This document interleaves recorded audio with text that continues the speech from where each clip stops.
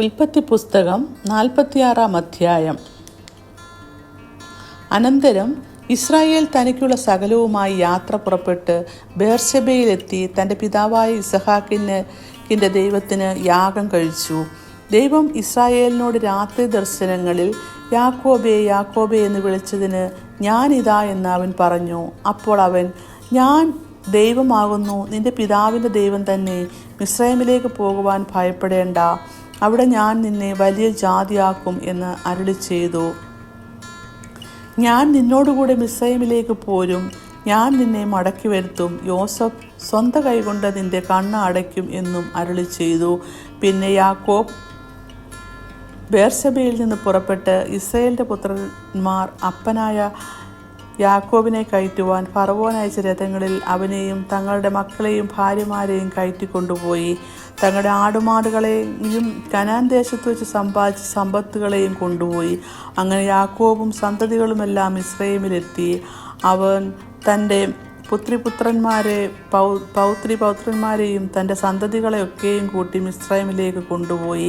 മിസ്രൈമിൽ വന്ന ഇസ്രായേൽ മക്കളുടെ പേര് ആവിദ്. യാക്കോബും അവൻ്റെ പുത്രന്മാരും. യാക്കോബിൻ്റെ ആദിജാതനായ രൂബേൻ്റെ പുത്രന്മാർ ഹാനോക്ക്, ഫല്ലു, ഹെസ്രോൻ, കർമ്മി. ശിമിയോൻ്റെ പുത്രന്മാർ യെമുവേൽ, യാമീൻ, ഓഹദ്, യാഖീൻ, സോഹർ. കനാന്യക്കാരത്തിയുടെ മകനായ ശൗൽ. ലേവിയുടെ പുത്രന്മാർ ഗോർശോൻ, കഹാത്ത്, മെരാരി. യഹൂദയുടെ പുത്രന്മാർ ഏർ, ഓനാൻ, ശേല, പെരേസ്, സേരഹ്. എന്നാൽ ഏർ, ഓനാൻ എന്നിവർ കനാൻ ദേശത്ത് വെച്ച് മരിച്ചുപോയി. പെരസിൻ്റെ പുത്രന്മാർ ഹെസ്രോൻ, ഹാമൂൽ. ഇസാഖാരിൻ്റെ പുത്രന്മാർ തോല, പൂവ, യോബ്, ശിമ്രോൻ. സെബൂലിൻ്റെ പുത്രന്മാർ സെരത്ത്, ഏലോൻ, യഹ്ലേൽ. ഇവർ ലേയയുടെ പുത്രന്മാർ.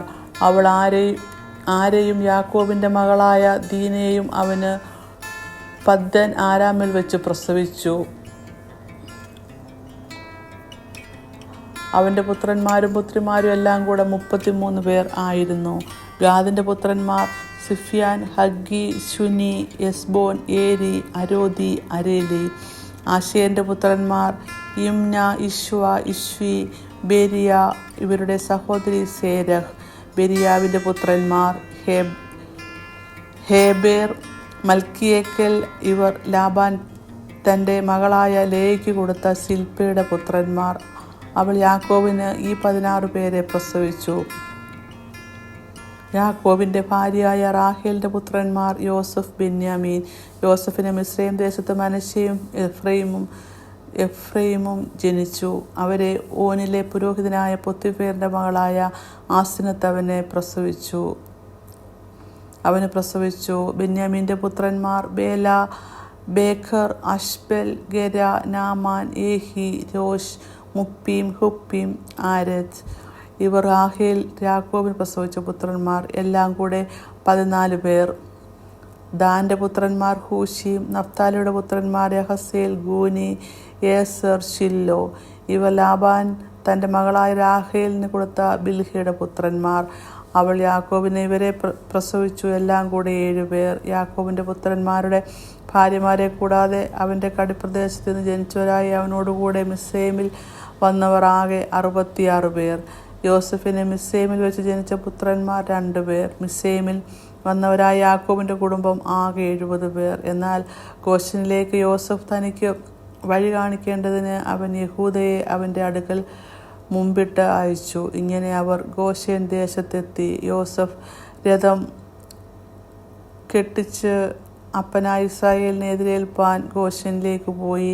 അവനെ കണ്ടപ്പോൾ കെട്ടിപ്പിടിച്ച് ഏറെ നേരം കരഞ്ഞു. ഇസ്രായേൽ യോസഫിനോട്, നീ ജീവനോടിരിക്കുന്നുവെന്ന് ഞാൻ നിന്റെ മുഖം കണ്ടറിഞ്ഞതുകൊണ്ട് ഞാനിപ്പോൾ തന്നെ മരിച്ചാലും വേണ്ടതില്ല എന്ന് പറഞ്ഞു. പിന്നെ യോസഫ് സഹോദരന്മാരോടും അപ്പൻ്റെ കുടുംബത്തോടും പറഞ്ഞത്, ഞാൻ ചെന്ന് ഫറവോനോട്, കനാൻ ദേശത്ത് നിന്ന് എൻ്റെ സഹോദരന്മാരും അപ്പൻ്റെ കുടുംബവും എൻ്റെ അടുക്കൽ വന്നിരിക്കുന്നു എന്നറിയിക്കും.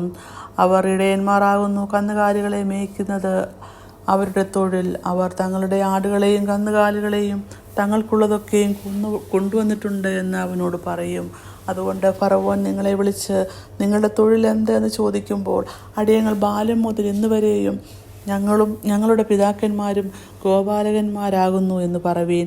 എന്നാൽ നിങ്ങൾക്ക് ഗോശനിൽ പാർപ്പാൻ സംഗതിയാകും. ഇടയന്മാരെല്ലാം മിസ്രയീമ്യർക്ക് വെറുപ്പല്ലോ. ഇങ്ങനെ 46 അധ്യായം അവസാനിക്കുന്നു.